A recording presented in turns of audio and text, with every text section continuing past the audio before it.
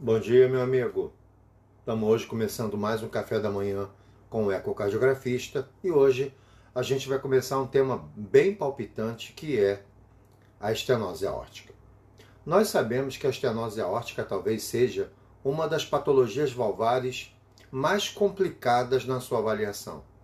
Eu não digo complicada em relação à quantificação, mas nós sabemos que existem fatores que podem prejudicar a nossa quantificação da lesão. Vamos imaginar que você tem um paciente com uma válvula aórtica muito calcificada associada com disfunção. É a disfunção do ventrículo esquerdo que vai fazer com que você tenha dificuldade de obter os gradientes, entre aspas, verdadeiros. Então, quando o ventrículo esquerdo é ruim, ele ejeta mal. Ejetando mal, nós não vamos ter um gradiente compatível com a estenose aórtica grave. Outra coisa é que existem também outras apresentações de estenose aórtica, como a estenose aórtica de baixo fluxo paradoxal, que será um tema do bate-papo possivelmente de amanhã. Mas veja, vamos então começar devagarzinho sobre a estenose aórtica. Quando nós pensamos em estenose aórtica, eu penso em três possibilidades de causas. A primeira é a estenose aórtica degenerativa, é aquela do idoso. Ele vai envelhecendo, vai calcificando as válvulas e aí ele vai comprometendo a sua abertura, gerando gradientes altos, configurando a estenose. O outro tipo é a estenose congênita, ou seja, a válvula aórtica ela pode ser desenvolvida com duas válvulas ou com quatro válvulas. Geralmente, quando eu tenho uma estenose aórtica congênita, o grande causador disso é a estenose aórtica bivalvulada. Mas veja, a válvula aórtica bivalvulada não é característica de estenose. Não é só porque a válvula é bivalvulada que ela vai ser estenótica. Há uma necessidade que essa válvula bivalvulada vá se desenvolvendo calcificação nela para que ela possa ter uma restrição para abrir.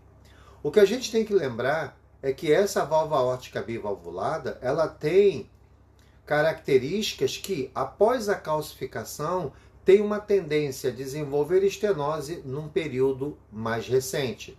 Nós sabemos que a estenose aórtica bivalvulada acontece em torno da quarta, quinta década, enquanto a estenose aórtica degenerativa acima de 70, 75 anos de idade. Então eu preciso lembrar isso. Quando eu penso em válvula aórtica bivalvulada, eu tenho que lembrar das duas apresentações. A válvula aórtica bivalvulada, onde eu tenho uma válvula anterior e posterior, que é a mais comum, ou uma válvula aórtica bivalvulada, onde eu tenho uma válvula esquerda e válvula direita. Então, a nômina é preciso ser respeitada na hora do seu laudo. Outra coisa importante, quando eu vou identificar essa válvula aórtica bivalvulada, porque isso é importante, porque durante a evolução pode acontecer a calcificação dessa válvula e se desenvolver a estenose, eu tenho que ter muito cuidado na identificação dessa válvula bivalvulada. Sempre avaliar essa válvula num corte transverso, ok? Então, corte de eixo curto, de vasos da base, onde a aorta está no centro, e sempre com a válvula aórtica aberta, ou seja, o diagnóstico de uma válvula aórtica bivalvulada obrigatoriamente tem que ser durante a fase de sístole, ok isso? Outra coisa importante, quando eu faço o meu modo uni da válvula aórtica, ela é validada não para fazer as medidas de aorta e átrio, mas para a gente avaliar a movimentação das válvulas. Então, quando você coloca o seu modo M na direção da movimentação das válvulas, você vai identificar, quando eu tenho uma válvula aórtica bivalvulada, que quando a válvula aórtica se fecha, ela não se fecha centralizada na aorta. Há uma tendência dessa linha de fechamento diastólica ou se aproximar mais da parede anterior da aorta ou se aproximar mais da parede posterior da aorta. Isso é um marcador que pode te ajudar a identificar uma válvula aórtica bivalvulada. Então, a linha de fechamento das válvulas durante a diástole, ela não é central. Ela tende à excentricidade, ou mais para perto de uma parede ou para outra. Mas lembra, o diagnóstico de uma válvula aórtica bivalvulada é a identificação no corte de eixo curto da válvula, onde eu identifico somente as duas válvulas. Quando eu tenho duas agora, eu já tenho que ter certeza que elas têm dimensões diferentes. Uma com certeza é maior e a outra é menor. E é por isso que no modo M a gente vê um fechamento fora do centro. Ok isso? Outra coisa importante, a imagem bidimensional ela não diagnostica estenose. A imagem bidimensional ela identifica a presença de cálcio, de espessamento, de alteração da mobilidade, mas nunca estenose. O diagnóstico de estenose ele depende de Doppler. Então nós vamos ter que alinhar o jato, utilizar as ferramentas do Doppler para identificar o gradiente máximo e o gradiente médio e, através da equação de continuidade, nós vamos calcular a área valvar aórtica. Uma coisa importante, alguns macetes do dia a dia. Quando você tem uma estenose aórtica, entre aspas, grave, eu preciso compreender que esse ventrículo ele precisa estar adaptado a essa doença. A estenose aórtica não aconteceu em 10 dias. Ela vem gradualmente piorando a sua abertura e isso vai fazendo com que o ventrículo esquerdo precise fazer mais força para ejetar sangue num orifício cada vez menor. Isso faz com que as paredes do ventrículo esquerdo engrossem. Esse engrossamento de parede, que nós chamamos de espessura, essa espessura engrossando vai fazendo com que, num primeiro momento, a cavidade ventricular esquerda fique pequena. Então, eu engrosso a parede e a cavidade fica pequena. Isso nós chamamos, quando eu tenho um aumento importante da massa do ventrículo esquerdo, nós vamos chamar isso de fenômeno adaptativo. Esse fenômeno adaptativo, onde a massa do ventrículo esquerdo indexado pela superfície corpórea aumenta e também o cálculo do ERP aumenta, nós sabemos que o ERP é 2 vezes a parede inferolateral dividido pelo diâmetro diastólico. Quando eu tenho esses dois marcadores, ERP aumentado com massa do ventrículo esquerdo indexada pela superfície corpórea aumentada, eu estou de frente da hipertrofia chamada concêntrica. Então, cuidado, se você não está identificando uma concêntrica, começa a pensar que possivelmente essa estenose aórtica ela não tem uma repercussão grande. Então, teoricamente, ela não deve ser uma estenose aórtica grave. Lembrem que, não obrigatoriamente, eu tenho que correlacionar a estenose com as adaptações, mas isso é muito comum de acontecer, tá? Outra coisa importante, quando eu estou avaliando a válvula aórtica em modo transverso, a nível do eixo curto, eu também já vou avaliando se existem alterações na válvula tricúspide e na válvula pulmonar. Lembrem que as doenças valvares, elas não obrigatoriamente aparecem isoladas. Nós sabemos que a estenose aórtica, ela muito comumente se apresenta com a insuficiência mitral. Por quê? Vamos imaginar, o ventrículo esquerdo, ele tem 2 portas. Uma porta para frente, anterógrada, que é a válvula aórtica, e uma porta para trás, retrógrada, que é a válvula mitral. A partir do momento que o ventrículo esquerdo começa a contrair sangue, ejetar sangue, e essa ejeção de sangue começa a ter resistência, o que vai acontecer? Se a válvula mitral aplicar uma resistência menor, se ela oferecer uma resistência menor, o sangue volta para dentro do ato esquerdo. Por isso que vários trabalhos mostraram uma boa correlação prognóstica entre a área do ato esquerdo e a estenose aórtica. Porque quanto mais o ato esquerdo distende, às custas, por exemplo, de aumento de pressões, ou até mesmo pela regurgitação mitral associada, mais prognóstico ruim eu tenho. Então, lembrem, o ventrículo esquerdo ele precisa ejetar anterogradamente. Ele joga sangue dentro da aorta. Isso é o volume sistólico, também conhecido como stroke volume. E não é para voltar sangue para dentro do ato esquerdo, ok? Então, a resistência ao esvaziamento do ventrículo aumentou, às vezes acontece a regurgitação mitral. E aí, é muito importante você citar isso no seu laudo. Porque aquele gradiente que você vai obter lá no apical 5 câmaras com contínuo, aquele gradiente não é verdadeiro, porque não foi todo o sangue que deveria ir para aquela região, porque uma parte voltou para dentro do átrio. Ok isso?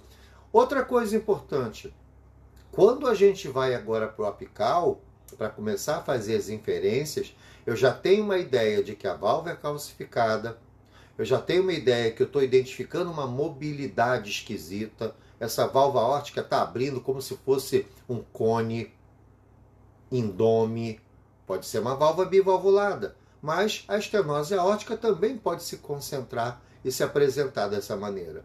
Lembrem que é muito importante, quando a válvula aórtica é bivalvulada, a gente definir esse diagnóstico, porque nós sabemos que a estenose aórtica de uma válvula bivalvulada apresenta-se num período de vida menor, 40, 50 anos. Já quando a válvula aórtica ela é de idade, geralmente é com 70, 75 anos. Isso eu tenho que guardar. Então, esses aspectos de evolução também precisam ser identificados por você. Então, agora, com o meu apical 4 câmaras, eu não deixo de avaliar toda a minha metodologia do exame, mas agora eu preciso identificar, a partir de um outro apical, que é o 5 câmaras, tentar identificar o alinhamento correto do fluxo. Então, eu vou realizar o apical 5, vou colocar a linha do Doppler contínuo alinhado ao fluxo aórtico, lembrando sempre que nesse momento você deve utilizar o mapeamento colorido para te ajudar a identificar o correto alinhamento. Cuidado, porque nós sabemos que o Doppler contínuo ele é uma linha. Então eu preciso colocar essa linha na direção do jato de maior velocidade. Por isso que o colorido vai ser importante para você. Colocou o Doppler contínuo alinhado ao jato, eu agora vou integralizar toda a curva. Então eu vou contornar toda a curva de velocidade obtida pelo Doppler contínuo, para a gente ter agora o gradiente máximo, o gradiente médio, e na própria tela do nosso equipamento aparece a velocidade máxima. Prestem muita atenção. O gradiente máximo acontece na mesosístole. E o gradiente médio é um gradiente que o nome já diz. É um gradiente que acontece durante toda a sístole. É médio. A graduação será com o gradiente médio. Então, se eu tiver um gradiente médio acima de 40 milímetros de mercúrio, a minha estenose aórtica é grave. Mas presta atenção. Nós precisamos olhar com muito cuidado para a velocidade máxima do jato. A velocidade máxima do jato, ela nos dá muitas dicas. Vamos imaginar que a sua velocidade máxima do jato ultrapassou 3 metros por segundo e não ultrapassou 4. Está entre 3 e 4. Esse tipo de comportamento é o comportamento de uma estenose aórtica moderada. Mas veja, eu vou precisar de outras coisas para identificar o grau. Então, quando eu tenho uma velocidade entre 3 e 4 metros por segundo, dando uma ideia de uma estenose moderada, eu obrigatoriamente preciso calcular a área valvar aórtica utilizando a equação de continuidade. É obrigatório. A Sociedade Americana de Ecocardiografia sinaliza em seus documentos que quando a velocidade do fluxo aórtico máximo está entre 3 e 4 metros por segundo, você é obrigado a calcular a área valvar pela equação de continuidade. E para calcular a área valvar aórtica pela equação de continuidade, eu vou precisar de 3 variáveis. A primeira variável, talvez a mais complicada de se obter, é o diâmetro da via de saída do ventrículo esquerdo. A segunda variável é a TVI do fluxo que acontece na via de saída do ventrículo esquerdo. E a última é a TVI do jato aórtico. Lembrando que o diâmetro da via de saída do ventrículo esquerdo será obtido durante a mesosístole com um corte longitudinal, sempre com muito cuidado para você não aumentar e não diminuir o real. Se você aumenta o diâmetro, você subestima a área. Se você diminui o diâmetro, você faz com que a estenose aórtica se mostre mais grave. Então, cuidado com isso. Eu preciso, nessa etapa, colocar essa imagem em zoom, melhorar a qualidade de resolução, diminui a sua caixa de 2D, diminui a profundidade, otimiza esse momento para que esse diâmetro da via de saída seja o mais perfeito possível, porque ele com certeza vai te ajudar numa inferência de um paciente com estenose aórtica moderada ou importante. Outra coisa, a TVI do trato de saída do ventrículo esquerdo também não é colocar o pulsado em qualquer lugar. Vamos utilizar o colorido, identificar um fluxo próximo à válvula onde esteja com velocidades um pouco maiores. Então eu vou colocar o meu pulsado naquele ponto. Lembrem que existe o que nós chamamos de razão TVI e razão velocidade. Eu posso dividir a velocidade da via de saída pela velocidade aórtica, como posso dividir a TVI da via de saída pela TVI aórtica. Elas também nos ajudam a inferir o grau de estenose. Então, essa parte da área valvar por equação de continuidade é uma parte onde você deve fazer com muito cuidado. Se você fizer errado, não vai bater mais ou menos o gradiente médio com a área valvar. E aí, como a gente há uma tendência de valorizar mais a área valvar, você pode estar incorrendo num erro. Então, muito cuidado na fase da equação de continuidade. Outra coisa importante, o gradiente médio e o gradiente máximo, obrigatoriamente unidade. Diâmetro da via de saída do ventrículo esquerdo elevado ao quadrado, vezes uma constante que é 0,785. Essa parte da fórmula significa a área da via de saída. E agora vou multiplicar pela TVI do trato de saída do ventrículo esquerdo e vou dividir pela TVI aórtica. Dessa maneira eu tenho cálculo da área valvar utilizando a equação de continuidade. Vou também oferecer no meu laudo a razão de TVI e a razão velocidade. Então, no numerador, eu vou sempre colocar a velocidade ou a TVI do trato de saída do ventrículo esquerdo e no denominador a TVI ou a velocidade aórtica. Nós sabemos que quando uma válvula aórtica é saudável, a mesma velocidade que eu tenho antes dela, terei depois. Então, se eu pegar a via de saída, deu, por exemplo, 1, e a aórtica, 1. Então, razão de velocidade, 1. Quando eu tenho a velocidade na via de saída, 1, e 2 na aorta, 1 dividido por 2, meio. Então, quando você tem uma razão TVI ou uma razão de velocidade de meio, eu já sei que a estenose aórtica é leve. Entre 0,5 e 0,9, a estenose é leve. Porém, velocidade da via de saída de 1.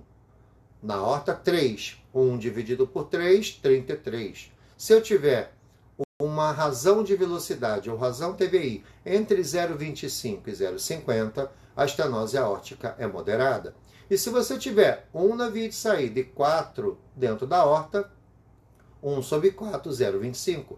Se eu tiver uma razão de velocidade ou razão TVI menor que 0,25, a minha estenose aórtica é importante. Então, reparem como nós temos variáveis que podemos obter através do ecocardiograma que vai encorpando a nossa quantificação. Então, uma razão de velocidade menor que 0,25, estenose aórtica grave. Uma razão de TVI menor que 0,25, estenose aórtica grave. Uma área valvar aórtica pela equação de continuidade menor do que 1 cm², estenose aórtica grave. Um gradiente médio maior do que 40 milímetros de mercúrio, estenose aórtica grave. Ok? Então, o diagnóstico da estenose valvar aórtica grave, ela é simples quando eu não tenho fatores de confundimento. Os dois principais fatores de confundimento é a disfunção do ventrículo esquerdo e alterações da complacência da aorta. Nós sabemos que alterações de complacência da aorta, agregado a outros fatores, são o corpo do chamada estenose aórtica de baixo fluxo paradoxal. Da mesma maneira, a disfunção do ventrículo esquerdo, associado com uma estenose aórtica, como o ventrículo ejeta pouco, ele acaba injetando uma quantidade menor de sangue, e isso vai gerar um gradiente menor, ok? Então, esses são os nossos dois grandes problemas. Outra coisa importante, quando você começa um exame de estenose aórtica, é importante que você conheça a classificação dos estágios de estenose. Então, por exemplo, quando você pega um paciente com uma válvula aórtica bivalvulada, os americanos, as diretrizes, falam que esse estágio é o estágio A. Por quê? Eu tenho uma doença que não é estenose ainda, mas uma doença de base, uma malformação congênita que pode desenvolver estenose a partir do tempo. Então, quando eu tenho um paciente com válvula aórtica bivalvulada, eu chamo isso de estágio A. O que é o estágio B? Estágio B é quando você já tem estenose valvar aórtica. já usou todos os seus critérios, mas você encontrou uma estenose aórtica leve ou moderada. E lembrando que no estágio B, todos esses pacientes são assintomáticos. Não existe sintomas, muito menos no estágio A e muito menos no estágio B. Agora, existe o estágio C. O estágio C ele pode ser dividido em dois, C1 e C2. O que é o estágio C? É aquele paciente assintomático, mas que já possui marcadores de estenose aórtica grave. Agora, o gradiente médio está acima de 40, a área valvar está com menos de 1, a razão de velocidade está menor que 0,25. Eu já tenho marcadores de estenose aórtica grave, porém ele ainda é assintomático. Esse estágio C ele vai se subdividir em dois, em C1 e C2. O que é o C1? O C1 é a estenose aórtica grave assintomático associado com uma fração de ejeção do ventrículo esquerdo maior do que 50%. Ou seja, esse ventrículo é um ventrículo bom do ponto de vista sistólico. Nós sabemos que a estenose aórtica irá à cirurgia, será necessário a troca por um substituto a partir do momento que eu tenho estenose aórtica grave associado com sintomas ou estenose aórtica grave com fração de ejeção menor do que 50% utilizando a técnica de Simpson. Mas é muito importante observar os marcadores de prognóstico da estenose aórtica, que é a insuficiência cardíaca, a síncope e a doença coronária.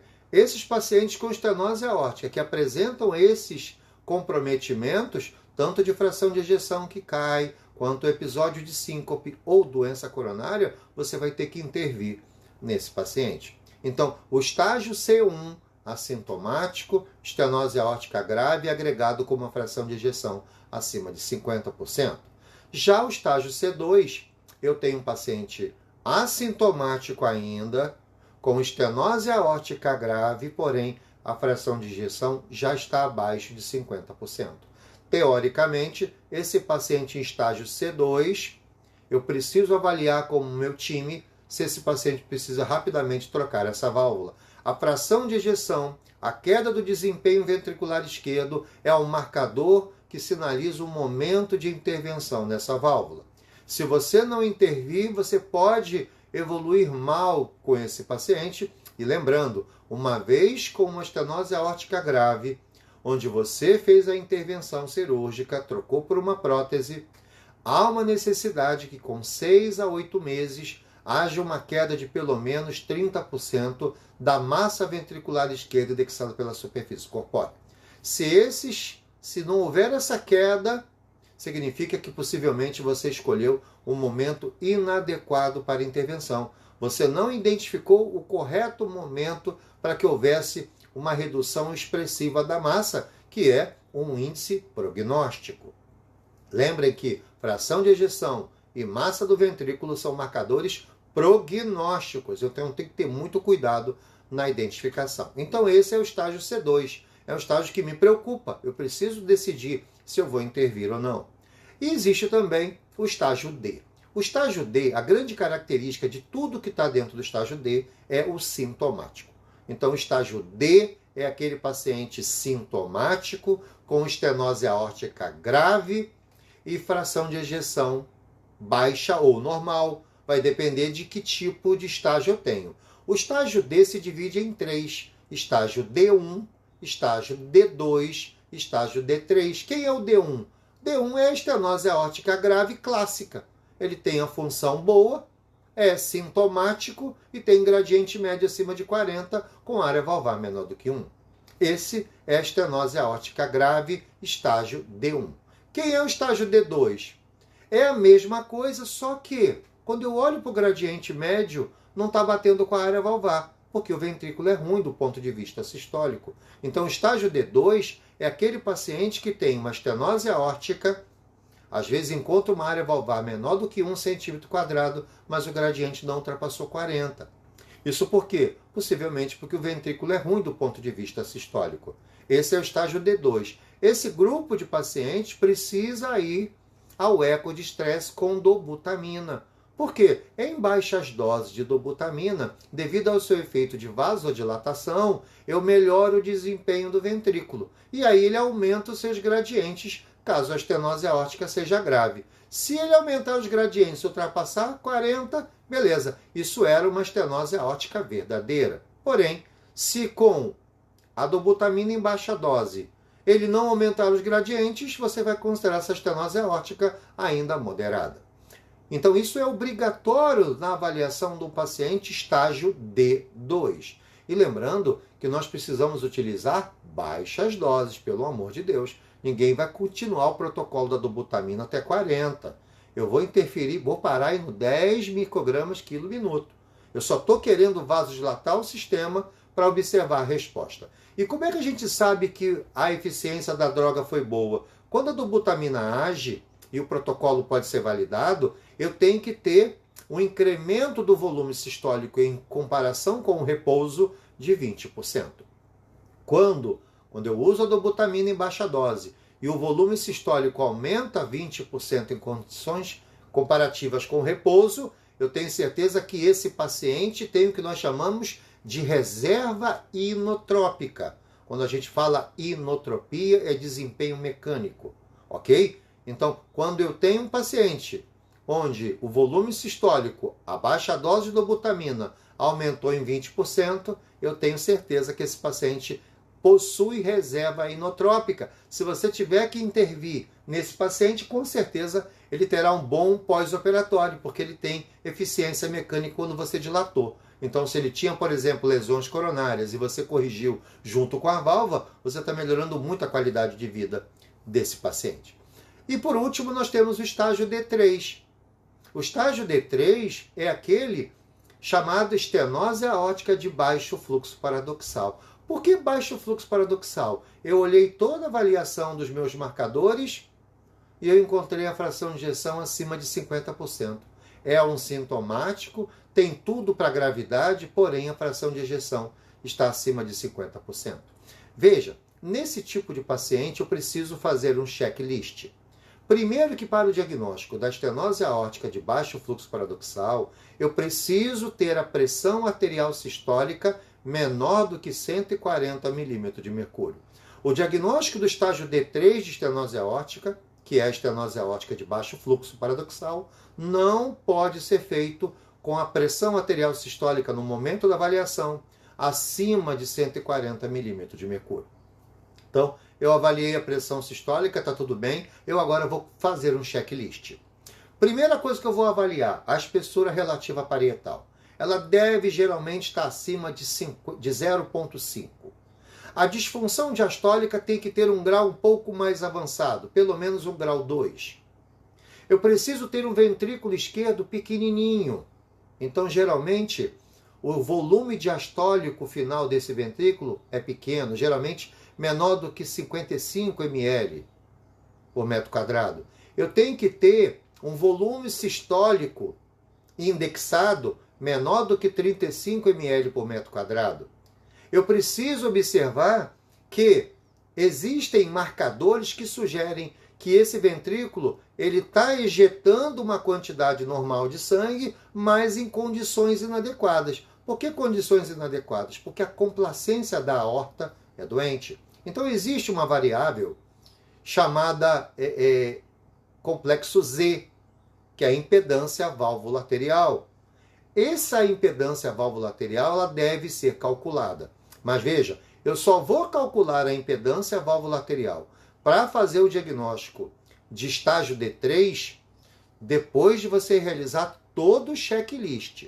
Então, eu tenho que ter a PA sistólica menor que 140, eu tenho que ter uma disfunção diastólica um pouco mais expressiva, eu tenho que ter um ERP acima de 0,50, eu tenho que ter um volume sistólico indexado menor que 35 ml por metro quadrado, eu tenho que ver fração de ejeção maior que 50%, eu tenho que ter área valvar menor que 1 e observar se o gradiente está acima ou não de 40. Então, eu preciso checar isso antes de calcular a impedância. Chequei tudo, está tudo dentro do padrão que eu preciso. Agora, para diagnosticar o estágio D3, eu vou calcular a impedância valvulaterial. ok? Como é que eu vou fazer essa conta? Impedância válvula arterial é pressão arterial sistólica mais gradiente médio dividido pelo volume sistólico indexado. Dessa maneira, eu vou calcular a impedância válvula arterial. Nós vamos dizer que a impedância válvula arterial está aumentada quando esse valor ultrapassa 4,5. Alguns artigos novos já estão utilizando 4,7, 4,9. Existem até trabalhos mostrando que prognósticos piores foram encontrados acima de 5,5. Então, os documentos oficiais da EISE utilizam 4,7, 5 de impedância para que você possa diagnosticar o estágio D3. Ok? Então vejam que a estenose valvar aórtica é uma doença valvar complexa na sua avaliação. Eu preciso ter vários momentos de preocupação no cálculo da TVI da via de saída, na TVI aórtica, na velocidade máxima do jato e também no gradiente.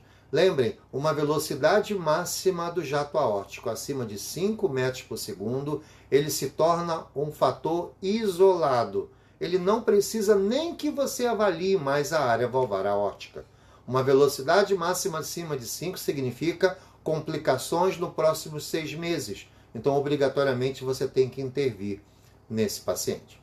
Outra coisa importante, quando nós temos a estenose aórtica grave associado com disfunção ventricular, o estágio D2, ou com baixa complacência da aorta, estágio D3, esses pacientes devem ser abordados individualmente. O cardiologista vai tentar identificar o que é mais importante para esse paciente.